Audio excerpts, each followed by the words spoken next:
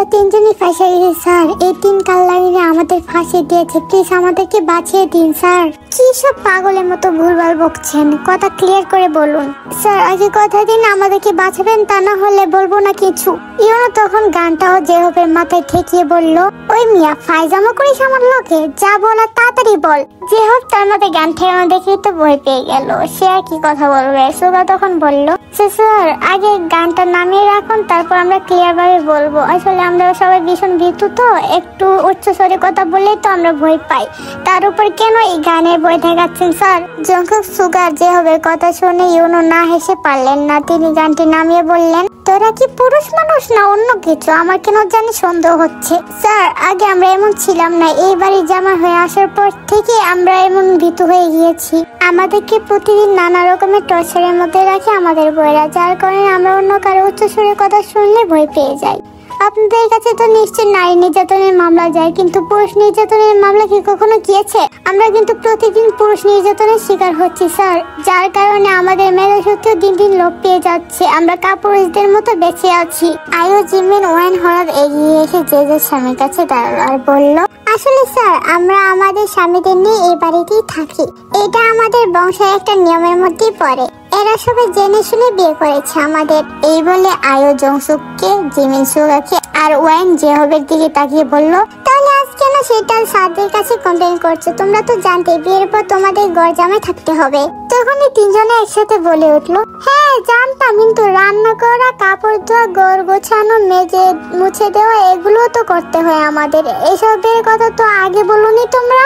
YONO তখন জংসুক, সুগা আর জেহবের দিকে তাকিয়ে বলল, তোরা কি আর কিছু বলবি না? এটাই তোদের কমপ্লেন। স্যার আমরা মুক্তি চাই এদের থেকে, আমরা আর ঘর জামাই থাকতে চাই না। জংসুকের দেখা দেখি সুগার জেহব সেম কথা বলল। নামজুল সাহেব এতক্ষণে গিয়ে মুখ খুললেন, তিনি এতক্ষণ চুপচাপ শুনছিলেন সব। তিনি বললেন, এটা সম্ভব না কখনো, হয় তোমাদের আমার মেয়েদের ডিভোর্স দিতে হবে, তা না হলে এই বাড়িতেই তোমাদের আমার মেয়েদের সাথে থাকতে হবে। এইটা আবার কোন ধরনের নিয়ম নামজুল সাহেব? হ্যাঁ এটাই নিয়ম এই পরিবারের, আর আমিও একজন ঘর জামাই। এই যে বিশাল বাড়ি, ফ্যাক্টরি আর সম্পদ দেখছেন, সব আমার শ্বশুরে, এগুলিতে আমার কোনো অধিকার নেই। আমি নিজেও জিনকে বিয়ে করে ফেসে গেছি, এখন না পাচ্ছি সরতে, না পাচ্ছি থাকতে।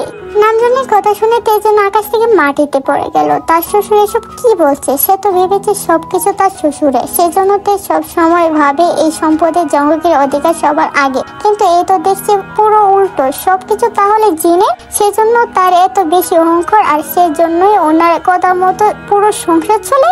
ইউনো তখন জংসুক, সুগা আর জেহবকে বলল, তাহলে তোমরা এখন কি করবে? ডিভোর্স দিবে না ঘর জামাই থাকবে? ইউনের কথা শুনে জংসুক, সুগা, জেহব বলল, আমাদের আর কিছু বলা নেই স্যার, কারণ ডিভোর্স দিতে হলে 15 লক্ষ করে দেনমোহর টাকা দিতে হবে।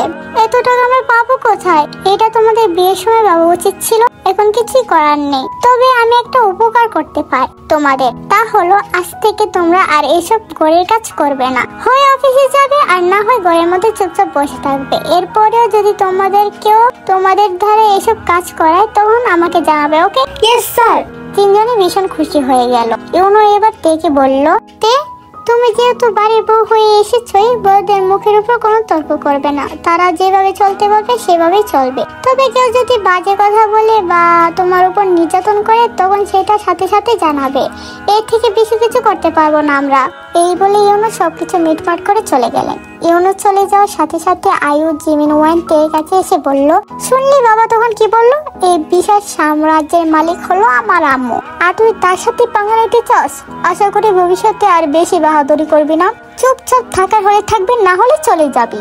তে আয়ু জিমিন ওয়াইনের কথা শুনে রাগে গজগজ করতে করতে তার রুমে গিয়ে কাপড় গোছাতে লাগলো। সে ঠিক করলো আর কিছুতেই এই বাড়িতে থাকবে না, কারণ এই বাড়িতে সে জিন, আয়ু, জিমিন ওয়াইনের হুকুম মেনে কিছুতেই চলতে পারবে না। তেকে কাপড় গোছাতে দেখে জঙ্গল এগিয়ে এলো আর বলল, এখন বলতে কেন আমি তোমাকে বিয়ে করতে চাইনি? কারণ আমি চাইতাম না তুমি আমার আম্মু আর বোনদের অপমান সহ্য করে এই বাড়িতে পড়ে থাকো। আমি তো নিজে বন্দী হয়ে পড়ে আছি, না পাচ্ছি কিছু করতে, না পাচ্ছি কোথাও চলে যেতে। তে তখন হঠাৎ করে তার কাপড় গোছানো বাদ দিয়ে জঙ্গলের সামনে গিয়ে দাঁড়ালো আর বলল, তুমি কি আমাকে সত্যি ভালোবাসো? হ্যাঁ অবশ্যই, কিন্তু তুমি তো তা বিশ্বাস করো না। আমার মাথা ছুঁয়ে বলো।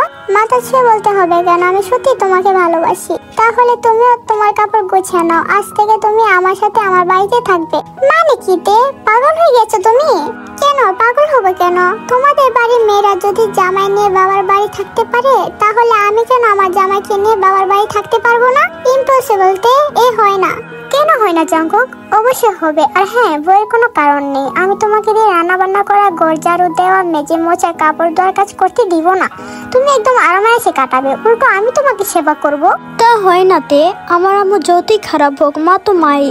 আমার আম্মু কেড়ে রেখে আমি কোথাও যাব না, কারণ আমার আম্মু আমাকে একদিন না দেখতে কিছুতেই থাকতে পারবে না। জংসুক, সুক আর জেহব দুলাবের কি তাহলে কোনো ফ্যামিলি নাই? তোমার বাবারও কি তাহলে কোনো ফ্যামিলি নাই? তারা যেভাবে আপনজন ছেড়ে এ বাড়িতে এসে পড়ে আছে, ঠিক তুমিও সেভাবে আমাদের বাড়ি থাকবে। আমি পারবো না। এই বলে যখন চলে যেতে দৌড়লে তে বলল, ওকে তাহলে আমি একাই চলে যাচ্ছি। আমি আর থাকবো না এই বাড়িতে। যে বাড়িতে আমার কোনো আত্মসম্মান বোধ নাই, সে বাড়িতে আমি কি জন্য থাকবো? জাঙ্কুক তের কথা শুনে দাঁড়িয়ে গেল আর তের হাত থেকে ব্যাগটা কেড়ে নিয়ে বলল, না, কোথাও যাবে না তুমি। কেউ তোমাকে কিছু বলবে না, কথা দিলাম। এবার থেকে প্রতিবাদ করব। তুমি বললে আর হলো নাকি? আমি যখন ঠিক করেছি এই বাড়িতে থাকবো না, তাহলে থাকবোই না। কারো বাপের ক্ষমতা নাই আমাকে আটকানোর। আর হ্যাঁ, এটাই কিন্তু আমাদের শেষ দেখা। ঠিক সময় মতো তোমাকে আমি ডিভোর্স লেটার পাঠিয়ে দিব, ওকে? জাঙ্কুক হঠাৎ তের মুখ চেপে ধরে বলল, কিসব যা তা বলছো তে? ডিভোর্স? কিসের ডিভোর্স? তুমি আমার জীবনে না পাওয়া ধন, সেই ধন পেয়ে আমি হারাতে চাই না। আমার তো এখনো বিশ্বাসই হচ্ছে না তোমাকে আমি বউ করে এনেছি, সেই তুমি কি করে ডিভোর্স দেওয়ার কথা ভাবলে তে? তোর ওই শুকনো কথাই না আমার এই কঠিন মন কিছুতেই গলবে না। এই বলে তে কাউকে কিছু না বলে বাড়ি থেকে চলে যেতে ধরলো। এদিকে জঙ্গক বারবার তেকে আটকাতে লাগলো। এক পর্যায়ে তে জঙ্গককে ধাক্কা দিয়ে ফেলে দিল। বাবা, বাবা, আমার বাবু, ব্যথা পেয়েছিস তুই? না আম্মু। এই বলে জঙ্গক আবার উঠলো আর তেকে আটকানোর চেষ্টা করলো। তে তখন বলল, জাঙ্কুক প্লিজ আমাকে বাধা দিও না, তা না হলে আবার কিন্তু ধাক্কা দিব। জিন সেই কথা শুনে তের কাছে এগিয়ে গিয়ে হঠাৎ তেকে একটা ধাক্কা দিল আর বলল, তোর এত বড় সাহস, আমার চোখের সামনে আমার ছেলেকে ধাক্কা দিয়ে ফেলে দিস, যে ছেলেকে আমি জীবনে একটা আচার দিয়ে দেখিনি। জঙ্গক থেকে পড়ে যেতে দেখে তুলতে ধরলে তে তখন জঙ্গককে সরে দিয়ে বলল, লাগবে না ধরা, সরো তো, আমি একাই পারবো উঠতে। তুমি বরং তোমার মায়ের আঁচলের নিচে গিয়ে লুকাও, যাও। এই বলে তে বেরিয়ে গেল। জঙ্গক তখন চিৎকার করে বলল, তে প্লিজ যেও না, শোনো আমার কথা। আয়ু জিমি ওয়াইন থেকে চলে যেতে দেখে দৌড়ে তাদের বাড়ির কাছে এসে বলল, যে চলে যাচ্ছে তাকে যেতে দে ভাই, ওই মেয়ে তোর একটু যোগ্য না। এই পরিবারের সাথে মানায় না ওই মেয়েকে, আমরা তোকে আবার বিয়ে দিব। তুই দেখিস সেই মেয়ে অনেক ভালো হবে, তোকে অনেক ভালোবাসবে। জাঙ্কুক তার বন্ধুর কথায় গুরুত্ব না দিয়ে তার রুমে চলে গেল। সত্যি তার মাথায় খেলছে না, তার এখন কি করা উচিত। জিনের সাথে সাথে জাঙ্কুকের রুমে প্রবেশ করলো, কিন্তু জাঙ্কুককে টেনশনে শুধু পায়চারি করতে দেখে জিন বলল, বাবা কি হয়েছে তোর, এমন করছিস কেন? আম্মু তুমি দেখলে রাতে চলে গেল আমাকে ছেড়ে, সে আর নাকি আসবে না এই বাড়িতে, আর আমাকে কিছুদিন পর ডিভোর্স লেটার পাঠিয়ে দিবে। আম্মু যাক, তাহলে তো ভালোই হবে। আবু তো এমনি এমনি বিয়ে দিল, আমাদের আর কিছু করতে হলো না। তোকে এবার অনেক ভালো একটা মেয়ে দেখে বিয়ে দিব। তো বল তুই কাকে বিয়ে করতে চাস, তোর সুই আন্টির মেয়ে জেনিকে নাকি তোর আপুর বন্ধুর মেয়ে ইউনজিনকে? জাঙ্কুক তখন জিনকে জড়িয়ে ধরে বলল, আম্মু আমি তেকে প্রচন্ডভাবে ভালোবেসে ফেলেছি, আমার ওকে চাই। তোমরা কেন ওর সাথে এমন বিহেভ করছো? তোমরাও দেখতে পারো না, আপুরাও দেখতে পারে না, অথচ তোমরা নিজেরাই ওকে পছন্দ করে আমার সাথে বিয়ে দিয়েছো। আমরা কি আর জানতাম রে এই মেয়ে এমন হবে? আমরা তো ভেবেছিলাম সহজ সরল মেয়ে। আহা কি সুন্দর স্বাভাবিকভাবে কথা বলেছিল সেদিন, আর এখন বিয়ের একদিন পরে আমার সংসারে ভালো মন্দ বিচার করতে আসে। আমি এত সব বুঝি না, আমার তেকে এনে দাও। জিন তখন জাঙ্কুককে ধমক দিয়ে বলল, তোকে আমি সবচেয়ে বেশি ভালোবাসি, তুই হলে আমার সবচেয়ে আদরের সন্তান, কিন্তু তাই বলে তোর এই আবদার আমি মেনে নিতে পারলাম না, কারণ তেকে আমার সুবিধার মেয়ে মনে হচ্ছে না। ও যদি নিজের থেকে নাও যাইতো আমি তবু ওকে পাঠাতাম। এই বলে জিন রুম থেকে চলে গেল। তে তার বাড়ি পৌঁছে গেল। তেকে এবার হঠাৎ করে দেখে মিসেস ইউনজিন দৌড়ে গেলেন, কারণ কোনো মেয়ে বিয়ের পরের দিন এভাবে শ্বশুর বাড়ি থেকে বাপের বাড়ি একা একা যায় না। মিসেস ইউনজিন এদিকে ওদিকে খুঁজতে লাগলেন, তিনি কাউকেই দেখতে পেলেন না। তখন তিনি বললেন, মা জামাই কই, জামাইকে দেখছি না যে। তে তার মায়ের প্রশ্নের কোনো উত্তর দিল না, সে সোজা তার রুমে চলে গেল আর কাপড়ের ব্যাগটা মেঝেতে ফেলে দিয়ে রুমের দরজা বন্ধ করে রুমে বসে কাঁদতে লাগলো। তেকে রুমের দরজা বন্ধ করতে দেখে ইউনজুন তের নাম ধরে ডাকতে লাগলো, মা তে দরজা খোল মা। কিন্তু তে কিছুতে দরজা খুললো না। এদিকে মিসেস ইয়ঞ্জনের ডাকাডাকির শব্দ শুনে তের কাজের নায়ন এগিয়ে এসে বলল, চাচি তে এসেছে। আপনি তে করছেন কেন? হ্যাঁ এসেছে তো। আর এসে কেন জানি রুমে দরজা লাগিয়ে দিল। তের চাচি মিসেস সোলা তখন বলল, আল্লাহ জানে শ্বশুর বাড়িতে কোন অঘটন ঘটিয়ে এসেছে সে। কারণ তের রাগ আর জিদের কথা পুরো এলাকার লোক জানে।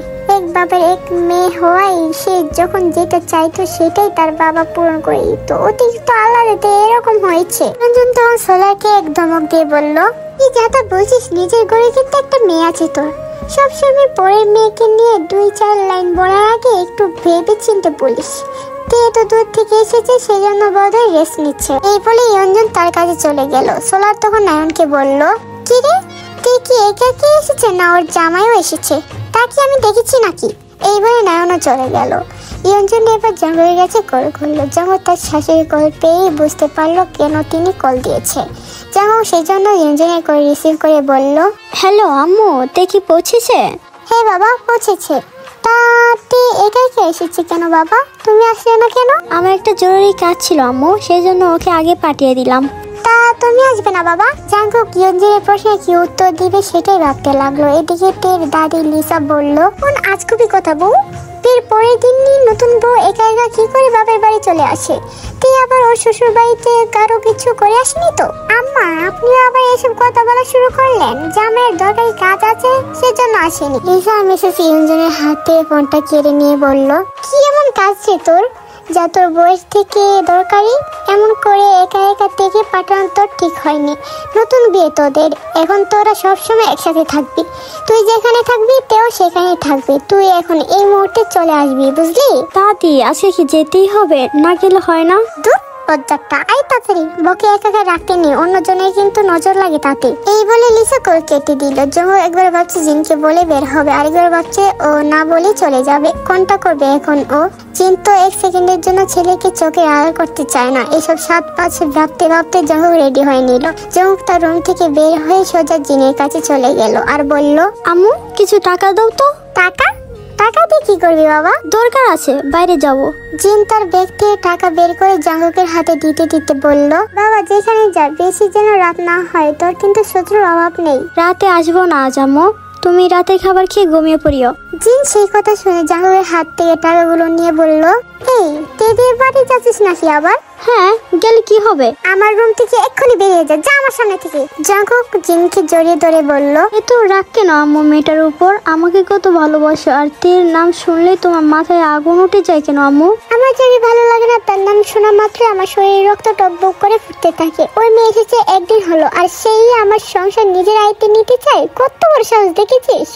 ও আমার এখন সবচেয়ে বড় শত্রু। ওকে দূর না করা পর্যন্ত আমি শান্তি পাবো না। হঠাৎ মিসেস ইয়ঞ্জন আমার কল দিলেন জাঙ্গুককে। সেজন্য সাথে সাথে কল কেটে দিয়ে জিনকে বলল, আম্মু দাও টাকাগুলো, আমি একটু বেড়াতে যাব। আমি বিশ্বাস করি না। দরকার নেই তোমার টাকার, আমার বন্ধুরা পিকনিকে গিয়ে আনন্দ ফুর্তি করবে আর আমি চুপচাপ বসে থেকে ওদের আনন্দ দেখবো। আর যদি নিজে ইনকাম করতাম তাহলে আর কারো কাছে এইভাবে হাত পেতে টাকা চাইতে হতো না। অন্তত কালকে আমি চাকরিতে জয়েন করব। চাকরি না পেলে দরকার হলে রিক্সা চালিয়ে উপার্জন করব, তবুও এইভাবে হাত পেতে কারো কাছে টাকা চাইবো না। বাবা রাগ করছিস কেন? তুই যে পিকনিকে যাবি সেটা বলবি না আগে? এই নে ধর, আরো বাড়িয়ে দিলাম।